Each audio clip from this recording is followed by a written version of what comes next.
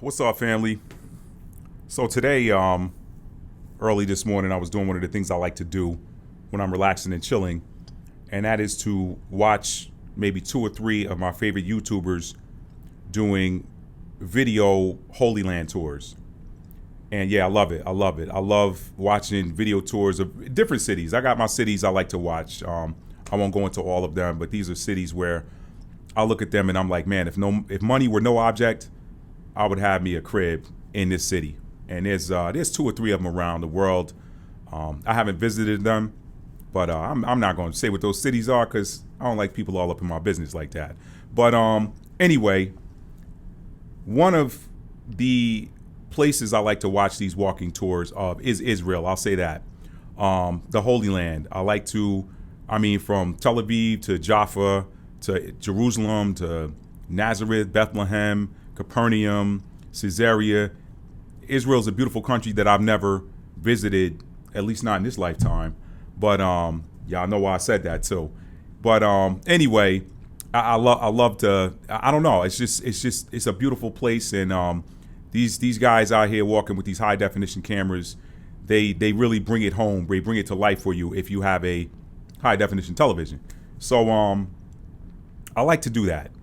And this morning I was watching, and and it's not just. Some of these I like to watch people do, like maybe they'll go to an archaeological site and break down the history of that site. And I'm fascinated. Documentaries are right up here for me, y'all. I love documentaries. If you talk about things that people like to watch on television or video, I love documentaries. I love series, and I like movies every now and then. Live TV, news, nah. Sports, I used to be a big sports fan. I feel like I still am somewhere in the back of my mind, but sports stopped being important to me in 2020. And I have not had the same appetite for sports since. But today, getting back to this video I was watching, it dawned on me, it occurred to me that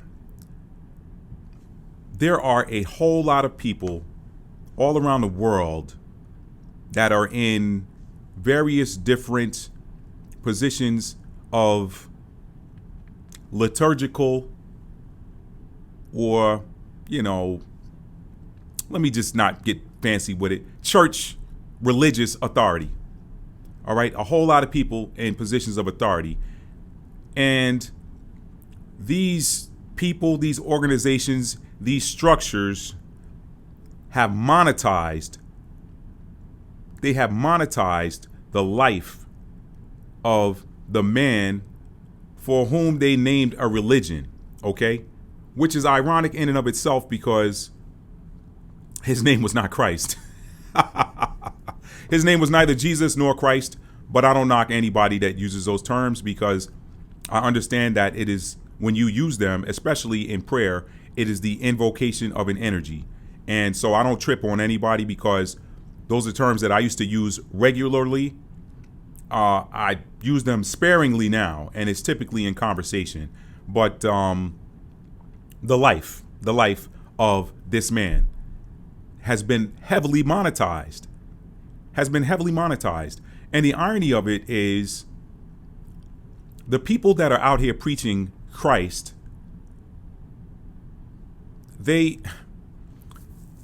it's like you are preaching and teaching the life of the man, but you're missing the true essence of the content that he was delivering to the people he taught. You're missing the true essence of it. You see, because Christ, as he is called, as the energy is called around the world today, Jesus, some people use the Hebrew name, Yeshua, Yahawashai, Yehoshua, but I've heard at least a half dozen different pronunciations of the name. I don't even like to get wrapped up into that because everybody says their way of saying it is the right way. Unless you can go back in time and hear the name being called, how is any of us to know what the correct name is? It's an opinion. This guy says this, that guy says that. Anyway, I'm not going to spin my wheels on that.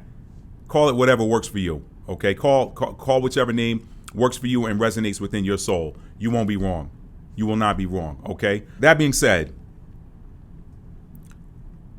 to teach and preach about the life of the embodiment of this divine energy that disrupted the religious establishment in his day, to teach and preach about his life without the understanding of the true nature of the principles that he was teaching, is to tell a story of a car driving across country without teaching about the driver, without saying anything about the driver. Who is the driver? Why was that driver driving across the country? Why did that driver take the route that he took? What was the importance of that driver getting to that destination in the amount of time that he did? What were some of the things that that driver encountered on the road? Why did that driver go through these things? That is where the rubber meets the road, no pun intended. But when you sit there and you just talk about the car going across the country, what good is it doing? So when you talk about the monetization of it, you got to ask yourself the question: would Christ have wanted people monetizing his name, his teachings? And really, the teachings as they're presented in a lot of cases are just scratching the surface. Some people teach about the prophetic things that he taught, and those things are important. Those things are very important. It's very important to understand that prophecy, okay? Some people talk about his miracles. But when you don't dig deep and understand the true spiritual nature of what he was doing, he was a high vibrational being, a super high vibrational being. In fact, he vibrated so high. Watch this. I'm going to talk about the story here let me take you down the side street. We know the story. If you know the scripture, you know the story of the Messiah going into the graveyard where this man that was possessed with these devils was. And he was so exceedingly fierce that nobody wanted to go near him. They were afraid of him. And here comes this super high vibrational being, no fear whatsoever. And the first thing out of the mouth of the vessel was the voice of the dark energies that possessed that vessel. Hey, what you doing here, man? Did you come to torment us before our time? What do I always say on this channel, guys? High vibrational and low vibrational cannot exist in the same space. Light and dark cannot exist in the same space. So he was so high vibrational and radiated at such a high love frequency, because it is love that does the transmutation. It is not actually the heart chakra works with the sacral chakra, which is the center of creativity, to affect transmutation. That is how transmutation works. Transmutation is the product of the fourth chakra first, because it is the love that breaks down the energetic material. We're talking about spiritual alchemy. It is the love that breaks down the spiritual energy that needs to be transmuted. The love frequency breaks it down because love is so powerful. Once that has been broken down, it is the sacral chakra, the center of creativity, that transforms it and turns it into something new. These are feminine energies, guys. This is why I've been harping on feminine energy on this channel. Y'all think I'm talking about women when, in fact, it is the feminine energy. Women just have more of it than men do. Men, fellas, we got it too. Everybody has masculine and feminine energy. So here comes this Messiah, this teacher, who goes in and he's radiating at such a high love frequency that his light hurts the eyes of this being who is extremely low vibrational. So you had two polar opposites. You had extreme opposite ends. You had extremely high vibrational and extremely low vibrational. Okay? Emotions have a vibrational frequency. So it's all emotion. But here is the emotion of love and enlightenment approaching something that is dark and low, fierce, raging, anger, shame, guilt, apathy, whatever the lowest vibrations are. And his presence disrupts the presence of darkness. So much so that the dark energies are like, we can't stay in this vessel.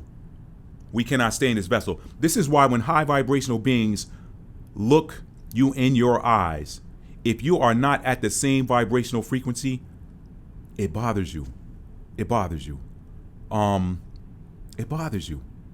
Because it's either going to transform you and you're going to feel that high vibrational energy and begin to transform and raise your vibrations, or it's going to drive you away. You're going to get angry. Who are you looking at?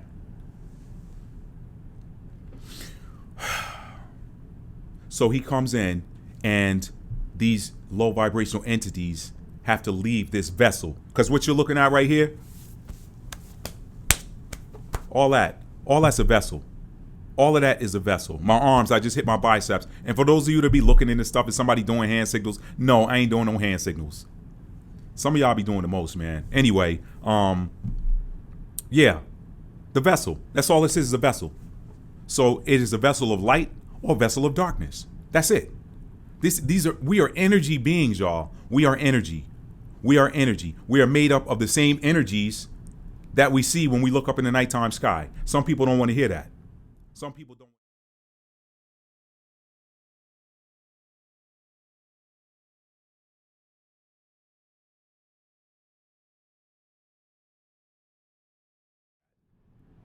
We're all cosmic beings.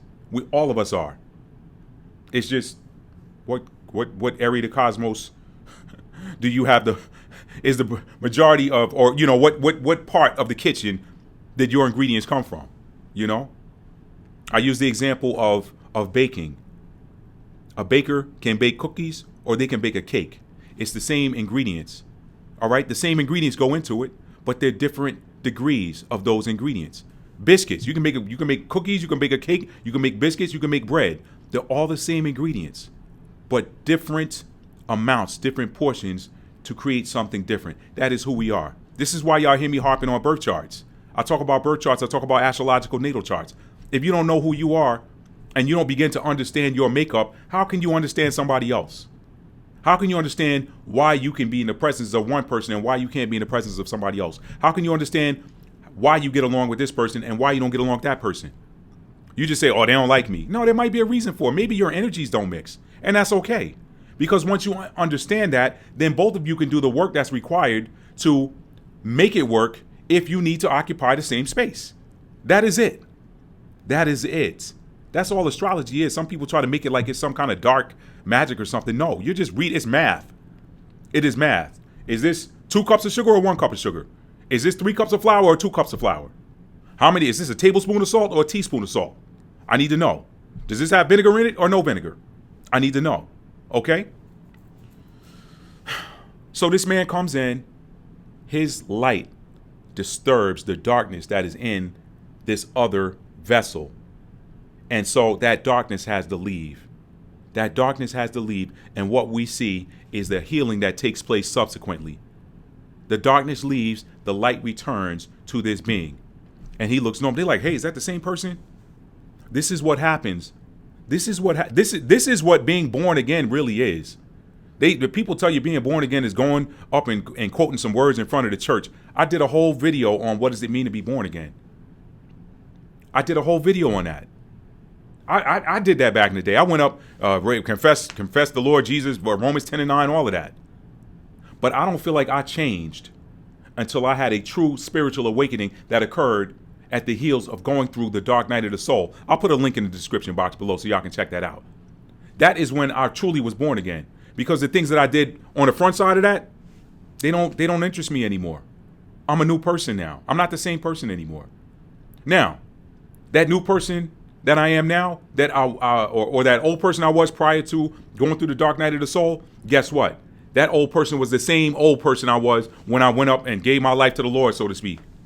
I was the same person. There was no change. I was the same person. What I did was I tried to conform to some rules, some religious rules. Somebody said, well, you're supposed to be doing this now. Now that you've given your life to the Lord, now that you've given your life to Christ, this is what you're supposed to be doing. But you don't feel a change. So there's an internal struggle. You fight.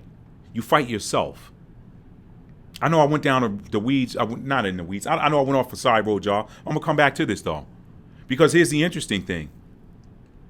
When you're talking about the monetization of Christ, the man that was called Christ, the energy that was called Christ, the consciousness that was called Christ, the state of being that was called Christ, he taught against this very thing. That's why the religious establishment had to get him out of there. Why? Because he could have in effect messed up their money. He could have in effect messed up their money. So were they monetizing Christ back then? No, because there was no such thing as Christianity prior to that. So we're talking about Christianity, the monetization of Christ, and the failure of organized religion. How does organized religion fail, Matt? Well, because organized religion is what is organized religion? Whatever denomination you have, if you're a Christian, or the people who practice Judaism in accordance with the law, which I know I did a video on that. I had to have done a video on why I don't like the term law, because it ain't a law. None of those things that Moses gave were laws. They were not laws, all right? They were instructions, aka rules. They were instructions or rules. So, did Abraham keep the law or break it? The law? Did Abraham break it? Did he keep it? Abraham didn't have it. I need y'all to understand the difference between spirituality and religion. Because when I'm talking about the failure of organized religion, I am comparing it to spirituality. I'm comparing it to people who embrace and hold on to spiritual concepts and precepts. Okay? People who are religious, I've seen some of these people who have these different states of turmoil within their lives, and they sit in church, they don't miss a Sunday, they are super religious, they get on different ministries in church, and they serve in accordance to whatever that church wants done, and their lives don't change. Some of them continue with the same struggles. Some of them continue to come in week after week or month after month and say, y'all pray for me, I'm going through X, Y, and Z. I've been there and seen it. I've been there and have seen it. I ain't talking about nobody. I've been there and I have seen it. But I've also seen the contrast where people, when they have a spiritual awakening and they embrace spirituality and they begin to see life through a new set of eyes, and they begin to see themselves through a new set of eyes, and they begin to change and do their shadow work. They begin to go in within to themselves to find God, not outside. They go into themselves to find God. I've seen these people's lives turn around. I've seen these people ask someone who is an astrologist or astrologer, or however you want to say it, to do a natal chart reading for them. Hey, here are my birth stats. Here's where I was born. Here's what time I was born. Here's what date I was born on. Tell me what do I need to know about myself? Someone will tell them, looking at based on their different house placements and based on their north node, what it is that they're supposed to, what it is that they actually came here to do. And then when they get it, they think about it and they start thinking about different things in their lives, and they're like, oh yeah, that makes sense. This is why am I working on this job doing this thing that I really don't like doing for a paycheck? This is what I'm supposed to be doing. And they begin to embrace spiritual concepts and things like manifestation. But then when you have an eye to see and an ear to hear, you can go back and look at the very same scriptures. This is why I told y'all, don't throw out the word. Don't throw out the word. Don't throw out the song. Don't throw out the word. Do not throw out the music. Do not throw out the word. It's all of these rules and all of this. You got to do this. You got to do. No, you got to do what you came here to do. And if you don't, and if you don't know what that is, you got to find that out. That's the failure of organized religion. Organized religion ain't really telling anybody specifically what they need to be doing in their lives. No, they're telling you collectively, well, you need to be worshiping God. How do you worship God? Oh, we worship God by coming to church every Sunday and by paying your tithes and by treating your neighbor right. Okay, I get all of that. But is that all I came here to do? That's the failure of organized religion. Now, the monetization of Christ piece, that part to me is sad. And again, that hit me as I'm watching this video and I'm looking at these tours, and I'm like, these people are charging people to go and have an experience where they can walk in the footsteps of where Christ walked and get some type of feeling. What feeling are you getting? I mean, listen, I'm not knocking anybody who's done that. And I understand the need to be compensated for your time. I understand that. I completely understand that. But, to think that you are getting closer to God because you went and stood in a place where one of the most enlightened beings to ever walk the planet, stood, he wouldn't want that. He would call that idolatry. He would say, no, what are you doing standing here? What did he say at the tomb? What did he say? He said, he basically said, did not he go back to the tomb and ask them why they were standing there weeping? And they were like, who are you? Wait, why you ain't in there? Maybe I'm getting the story wrong. Y'all correct me in the comments. But he's like, what are you standing there weeping for? Like, I'm not in there. I'm not in there. There's something you're supposed to be doing. What did he say? He said, I'm going to leave. If I don't leave here quick, you can't get this comforter that I'm going to send. The Holy Spirit. The wisdom. That's divine feminine energy. Divine feminine energy. Before I knew anything about spirituality, I looked at Proverbs and I looked at the life of Solomon. And it was then that I understood that, yes, wisdom is a gift, but wisdom is also an energy. I learned that a long time ago, didn't have any spiritual teachers. This occurred to me, right? This occurred to me, meaning it was a download before I knew anything about downloads. Wisdom is an energy, and wisdom dwells with whomever listens to her. When you don't follow her advice, she says, well, what am I here for? I'm out. And then you get whatever comes with you're not having that spiritual protection. Remember, I always say things manifest in spirit. Things are conceived in spirit and manifest in the flesh. So if you don't have that spiritual covering, okay, I ain't talking about some people say their pastor or their bishop is their spiritual covering.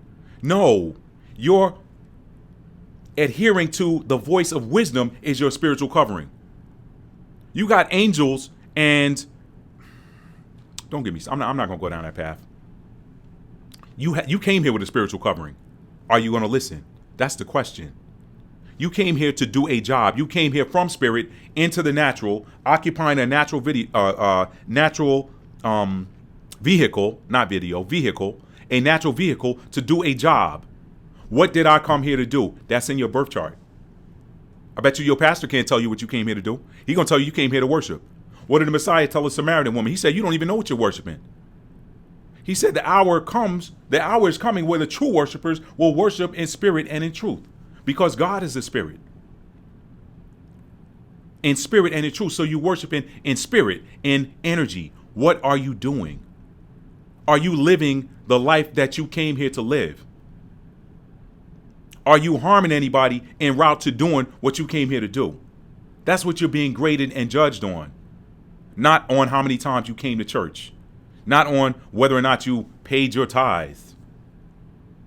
That's the monetization of the Messiah. You taking his teachings, you're accrediting people. You're making people come to a seminary and pay you money to prove that they've been accredited based on your curriculum, so that you can say, okay, we now accredit you. We give you this diploma. We give you this doctorate of theological studies or whatever. So you are now a theologian based on your completing the course requirements at our school. That word of God, both in written and in spoken word, is free to everybody. But you monetized it. You monetized it. WWJD. What would Jesus do? Is that WWJW? What would Jesus want? Would he want you charging somebody to teach about his life? And you really not even teaching the spiritual concepts that he was trying to get people to see? He trying to get people to raise their consciousness? Trying to get people to break free from these chains? The law. People say the law. Were you following the law? The people over here in this, that practice Judaism, they following the law. That law did not exist prior to Moses, right? It didn't exist prior to Moses. So what law was Abraham under? I'll tell you what law Abraham was under. Abraham was under the real law. He was under universal law. Universal law does not fail. If it can be broken, it is not a law. If it is something that can be broken, it is not a universal law. I got a video talking about that. I'll put it in the description box below. So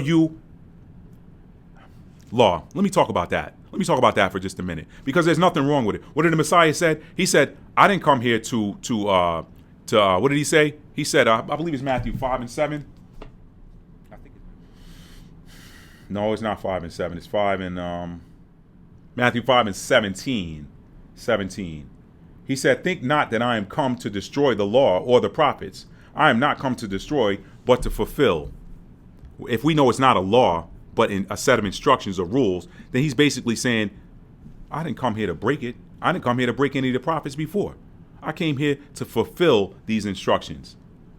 I came here to fulfill instructions, meaning he was sent here on a mission. He was sent here with instructions.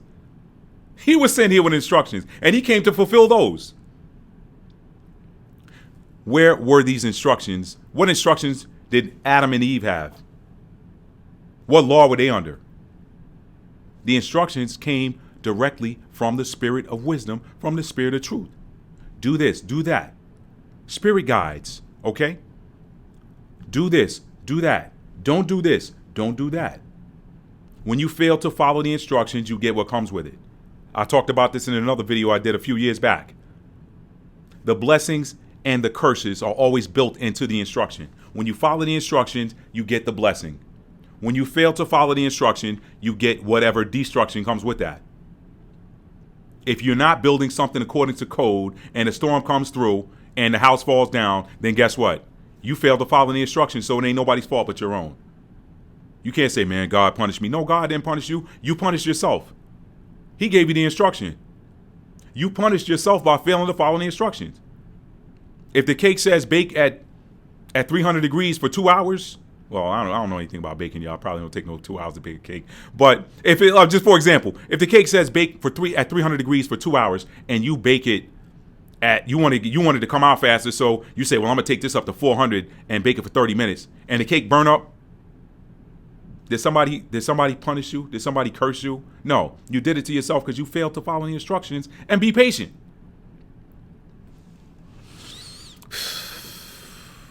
The monetization of Christ and the failure of organized religion. Organized religion is supposed to be bringing people closer to God. But organized religion is telling you that God is out there. Organized religion is telling you that heaven is out there. There's an ethereal realm all around us. There's the ether, and then there's the physical.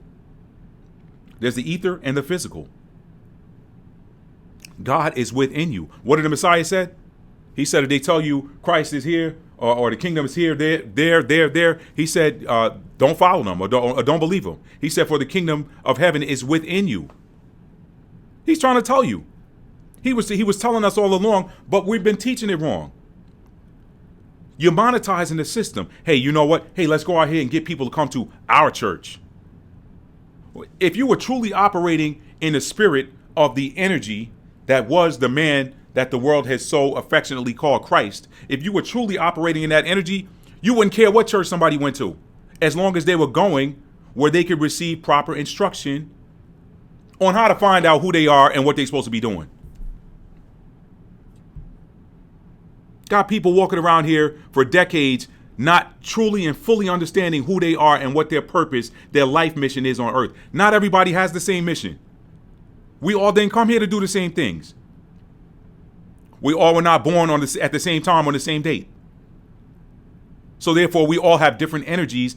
We all are the different makeups of different energies. We all have different purposes that we came here. If I came here to break a generational curse for my ancestral line, then whatever generational curse I'm breaking for my ancestral line, it ain't the same as yours. You might have one that you're trying to break for your ancestral line. That's the failure of organized religion. They're supposed to be bringing you closer to God, but I've seen people in the spiritual community put you closer on the path to righteousness than people in the church house. But the church establishment has demonized these things. Why? Because spirituality is freedom, religion is control. Now, is there a place for it? There's a place for everything, but it's got to be righteous. Was there if there were laws which are really instructions? If these instructions were given to Moses to give to the children of Israel, obviously there was a need for it. If somebody got to tell you thou shalt not kill, then you've been acting.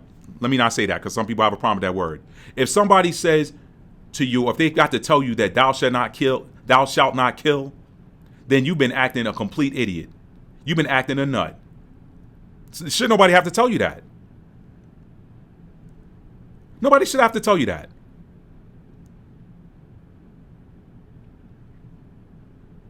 Shout out to the sister that pulled my coattail a couple years back and was like, you know, Matt, they didn't have these laws before the children of Israel came out of Egypt. They didn't have these laws. And I was like, dang, she's right. She's right. She said they asked and received. Tell us to do anything, we'll knock it out of the park. We'll show you. She broke that down to me. I was like, I can't argue with her. See, y'all, this is why you can't have an ego. A lot of people operate in their ego and act like can't nobody tell them something. You got to have an ear to hear and a heart to receive, and the wisdom to try what is being presented to you. Try it. If it's correct, and you're on the opposite, then the right thing to do is yield. You know what? I've been wrong all this time. But you got to have a spirit of humility. You got to be humble.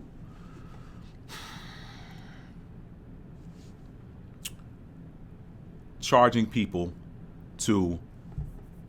for a license to deliver the word of God, that's monetization of Christ. He wouldn't want that. Giving people an experience where they can go, and I'm kind of on the fence about that because I understand how tourism works. I mean, if you want to go see where, certain, Vasco da Gama or something like that, some conquistador parked his ship or something like that, and this is how these people eat and they make money. The problem really in the world is the monetary system. Prior to money, people bartered. They worked. They what they received was whatever their hands could do. So the money system, money got everything jacked up. It just is what it is, y'all. It just is what it is. So I can't bark on the whole tours thing too much because I know how tourism works. I know that some countries they eat off tourism. But I'm talking about a country that's a whole freaking theme park, basically, and you have monetized the life of a man who you hated and persecuted and ultimately sacrificed. And, well, really, he sacrificed himself, but that's a story for another day. Ultimately sacrificed, and then the conquerors that took over the land that he was from, later, a couple 100 years later, 300 years later, whatever, they built a whole religious system based on him, the person they persecuted, and then presented to the world as the new conquest tool. You don't need armies when you can basically take control of somebody's mind. Monetization of Christ. They monetize him. Hey, come pay me this much money and I'll show you where he was buried. Pay me this much money and you can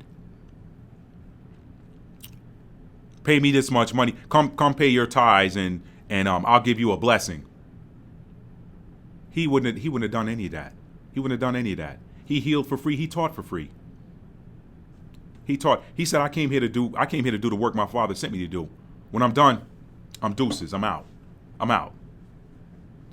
The failure of religion is supposed to be bringing people closer to God. You want to truly experience God? Find him within. Find him within.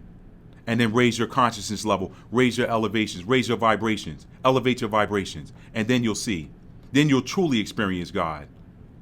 Then you'll know what it means to go into meditation and leave your body, in effect, and go into the heavenly realms to get instructions from the heavenly realms. What am I supposed to be doing? What do I need to know so that I can do what you sent me here to do?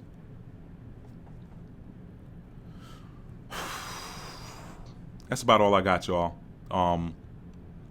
Again, I was just moved by looking at that particular video this morning, and it occurred to me that there's been a lot of monetization of Christ, and he would not have wanted that. And that is pretty much what the church exists to do. If you took money at church, listen. Here's a challenge. Every church around the world, stop collecting money for 1 year. Don't collect any money from your parishioners for 1 year. You wouldn't survive. Well, we got to keep the lights on. Do you? I mean, if this is a God-loving country, then They should give you the lights for free at the church, right?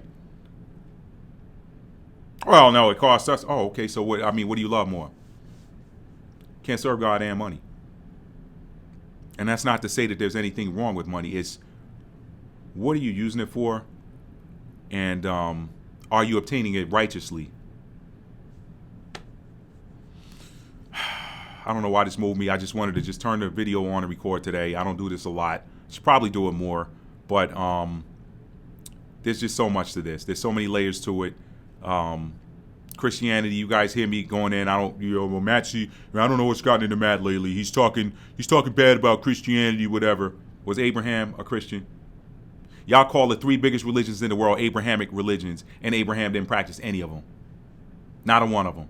Abraham didn't practice Islam. He didn't practice Christianity. He didn't practice Judaism. Abraham was a man that understood spiritual concepts. He came from Ur of the Chaldees. They were into spirituality too. They were just doing the wrong things with the knowledge. Abraham chose to do the right things with the same knowledge. And so God said, you know what? I want you to get away from here. I'm going to send you to a land away from here. I'm going to show you where to go. Didn't even tell him that he was going to be he told me he's going to be the father of many nations. But he didn't tell him the degree to which that was going to be the power, the real power. Did Jacob, when he was born, know that he was going to be the progenitor of whom God said is my elect? But guess what? I tell you, I don't get caught up in that. God had his elect before Jacob. He had his elect before Isaac. He had his elect before Abraham. He's always had individuals that he said, you know what? This is my star right here. This is my number 1 draft pick. This is my head honcho. This is my chief right here. Chosen one. Some people take that lightly. Some people think it's being pompous to say that, but everybody's got their picks. You cannot find a parent on this planet that can tell you that, well, they love all their children the same. Yes, they do love all their children, but they may not admit that they have a favorite one. Every parent has a favorite one. Why? Because each of these individual souls has a different thing about them, a different makeup. And these souls either are sweetness to their parents or they're a thorn in their side. And some of them are just neutral. But when you got that one that's sweetness, that heals you with just their presence, there's no way that's not your favorite. Especially if the others don't do that for you. In the same token, God got his picks. As above, so below, right? As within, so without. Y'all, I could keep this going, but I'm not going to. If you like this video, give it a thumbs up for me. If you're new to the channel and you want to receive content like this, hit the thumbs up button. No, I said that wrong. If you're new to the channel, I'm tired. The lights are getting me. I don't have my sunglasses today. But if you're new to the channel and you like this type of content, hit the subscribe button. And if you want to be notified when I upload new content, turn the notification bell up to all. Last but not least, ladies and gentlemen, I'm an award-winning author, world-renowned author and storyteller. You can see my work here. I got some thumbnails at the end of this video. Stick around to see thumbnails of the books. You can click the links in the description box below to read the synopses of these. Read the synopses, okay? There's a reason why some committees chose to award me for my work. It's one of the things I've been blessed with. I've been blessed with the ability to tell a story and to make it applicable. And from fear to faith, the survivor story is something that everyone can relate to. It is something that everyone can relate to. With regards to stuck in an elevator, if you have ever been in any type of romantic relationship, or you've liked someone, even if you've just liked someone, that story will resonate with you in one way, shape, or form. That's stuck in an elevator. I love you guys. Tell somebody you love them and mean it. How do you mean it? You have to show it. Love is a verb, okay? A verb is an action word. Love is a verb, so it's something you have to do. It's something you have to show. Love is a noun as well because it is a state of being, but when you focus on the verb, the noun always takes care of itself.